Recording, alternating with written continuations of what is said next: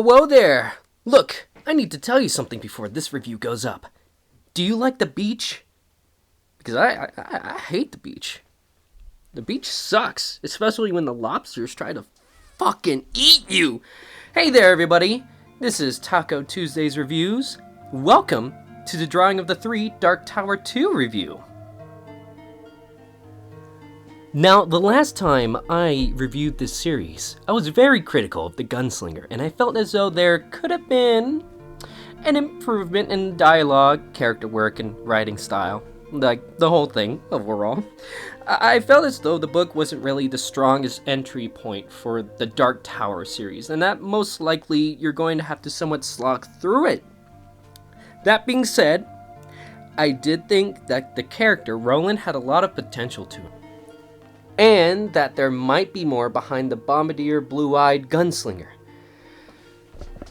After I had finished The Gunslinger, it would take about a year for me to find the second book, and while I was hooked on the story, I had hoped that the second novel would be better in its presentation. I finally did find that book, and as I read it, I found that my previous worries were now fading and that the true story of the Dark Tower novels started here. One more thing before we start. I want to mention how weird the first book feels compared to the rest of the series. As you can tell, there's a lot more flavor in this text this time around, and it doesn't feel as dry. I think King really got his act together on this one. Now, characters. We got Roland Deschain. The main character of the last book awakes on the beach after meeting the Man in Black, having a talk with him, revealing a hard destiny of meeting 3 more people of either friend or foe, and then falling into a deep sleep, which seemed to have made time pass in an unknown but large way. Soon Roland comes face to face with giant lobsters, which make questioning calls such as, did a chick, did a chum, dad a chick, dad a chum? I never got why they said that, but they do, and it's weird. It's kind of stupid, but it's whatever.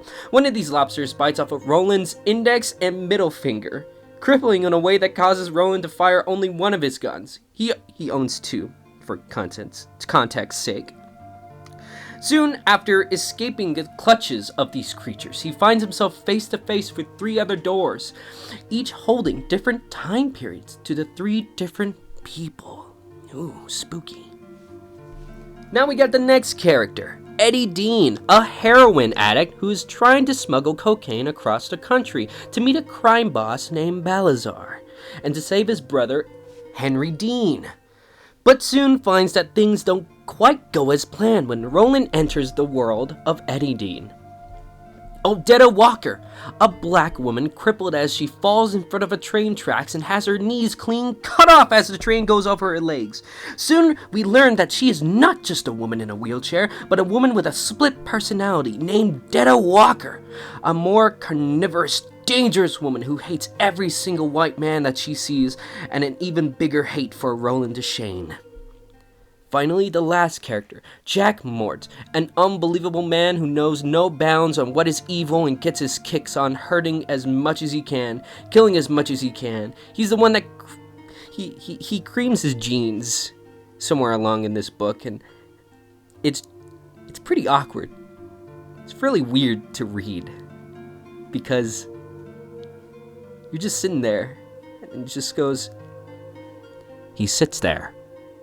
And he thinks about hurting people, and then he creams his jeans. Luckily, his underpants covers the stain, but, that happens. With meeting these 3, Roland is on his path towards the Dark Tower, and so the second book begins. And that about sums up the plot of Dark Tower 2, Drawing of the Three. Let me tell you something. Never in my life have I ever been weirded out by an author's choice of words or imagery of certain things. And to be honest, it made me feel weird. I had a weird time. This is a weird book. I like it a lot, but it's very weird. We'll get into that. Let's get into that. Let's talk about that, shall we? Good morning, call. Don't sue me, please. Anyway. Now, the dialogue and personality. Let's talk about that. Now, one of my main complaints of the last book was the fact that personality or even emotion seemed to be as dry as my prom date. I'm reading my joke here, and it doesn't really seem all that well to say. The joke was, Now, one of my main complaints of the last book was the fact that personality or even emotion seemed to be as dry as my prom date at a church dance.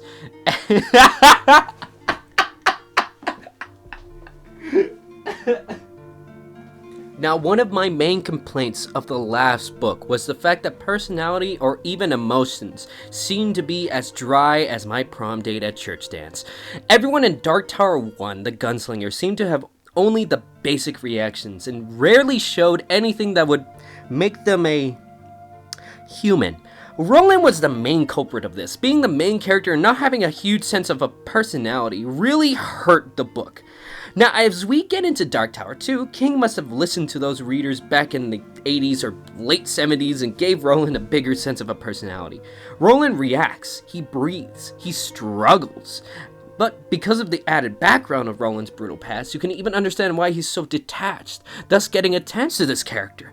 Yin yang, motherfucker! But it may be a huge improvement, but there are things mentioned from Roland that seem to be one-off things brought up time and time again, giving the same continuity annoyance from the last book, which makes me wonder if King went back into this volume to fix up anything in the rest of the series to have a bigger connection. If that's the case, it kind of doesn't work all that well, because I'll get into it, but this whole spoiler for this review, this whole thing feels like a side story, which doesn't really make sense of why you want to go back and connect things. Thanks, phone. Why you want to go back and try to connect things that don't really work. But that's besides the point. The point is, dialogue as a whole has been overhauled.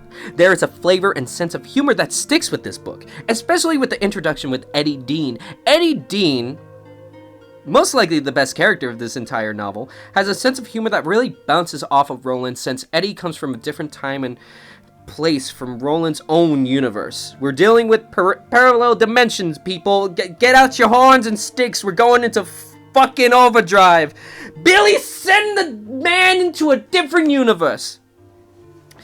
Eddie comes from the mid-1900s, making him the most modern character in this story, though by technicality, Roland is the most modern, since his world is also a post-apocalyptic timeline where the universe kind of got fucked up. But that's besides the point. The character dynamic works so well that it becomes apparent that Eddie even becomes a main character as well. A spotlight that's not given easily, since I've seen authors try to have dual main characters and then watch it flop about and kind of die like a fish out of water. It's sad to see.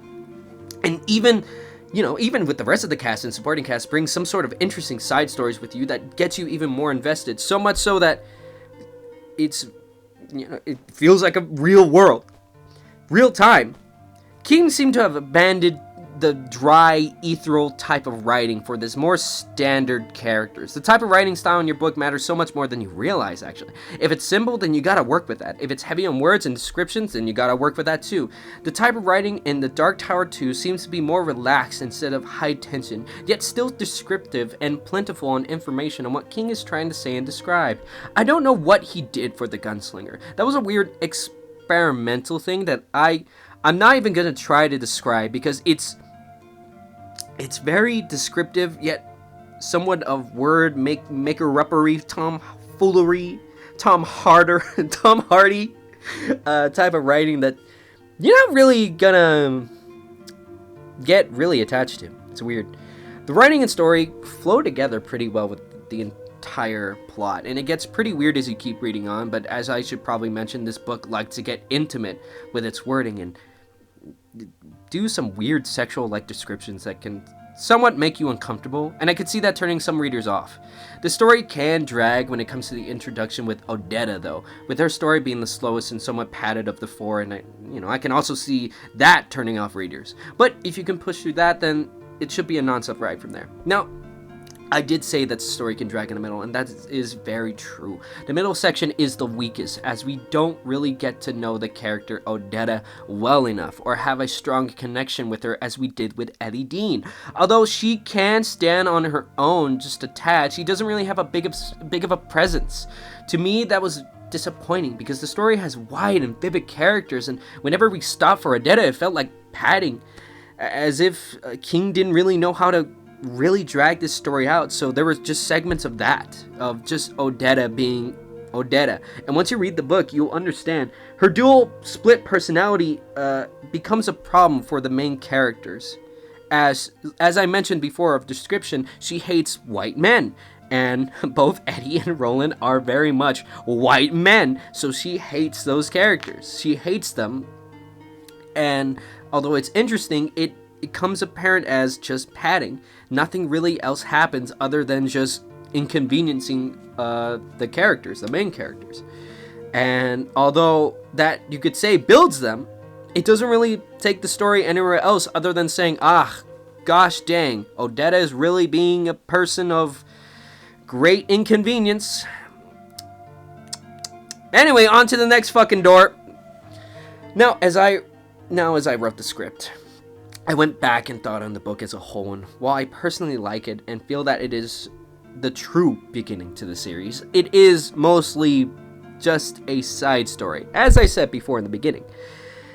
The typical call all heroes sequence happens in this whole novel. Nothing else happens. The major plot of the story, or the series, doesn't really move along until the third book, which by many to be considered the best one of them all. If you're expecting any actual getting closer to the Dark Tower as many of the characters talk about, type of progression, then you're not gonna find it here. But nonetheless, it's still a good time. I can't really say that about the ending though. The ending of the novel, I won't spoil much, just ends. Nothing memorable happens, and you're left with a feeling of dissatisfaction and that you wish there was more to it. I mean, describe it better. You're in a car chase the entire time, and you just stolen $10 million worth of diamonds, and the police is after you. And you're going crazy. You're going at Mach speed, 10, 20, 100,000 million Mach speed. You're driving over pedestrians. You're saying, sorry, but I gotta do it because I need this money for my kids. I gotta kill all of you. I'm sorry. And then all of a sudden, your partner says, wait! We need some gas. Spotter 20? It's a boring end. And honestly, it wouldn't be as bad and somewhat a little insulting on how boring it is if it didn't have the rest of the book attached to it. Like I said, a high-speed police car chase with casualties, and then it just ends because you got caught at the gas station because you were low on gas.